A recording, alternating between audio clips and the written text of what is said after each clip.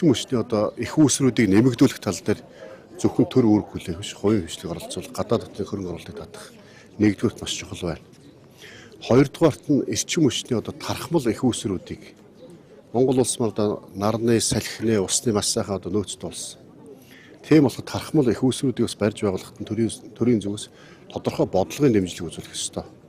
Энэ үүднээс улсын их хурл өнгөрсөн 25 оны 11 сард одоо 119 тогтоол гаргаж энэ сэргийгт эрчим хүчний тархмал их үүсрүүдийг барьж байгаа дэлгэц тавьж одоо нарны станц ашиглаж байгаа иргэдийн тогийг төвийн бүсийн сүлжээнд худалдаж авах шийдвэр гаргасан баг. Энэ бол маш том одоо нэг том алхам хийсэн. Одоо үүнийгээ цааш нь өшөө тийм үү өргөжүүлэх, хөгжүүлэх, өшөө илүү бодлогын том зорилтууд дэвшүүлэх шаардлагатай байна.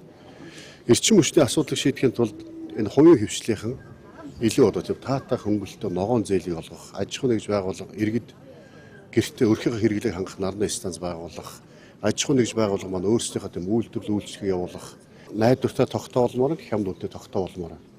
Ийм боломжуудыг бий болгоход энэ сэргийгт эрчим хүч чиглэлээр үйл ажиллагаа болж байгаа аж ахуй нэгжүүдэд хөнгөлөлтөд зээл бусдад бодлогын дэмжлэг үзүүлжүүл өнөөдөр одоо эрчим хүчтэй хамгийн том тулгамлаад байгаа хэрэгцээг хангаж чадахгүй үүнээсээ болоод эрчим хүч тасарч байгаа өндөр үнэтэй эрчим хүчийг Оросын холбооны улс хятадаас авч байгаа энэ одоо асуудал шийдэгдэнэ.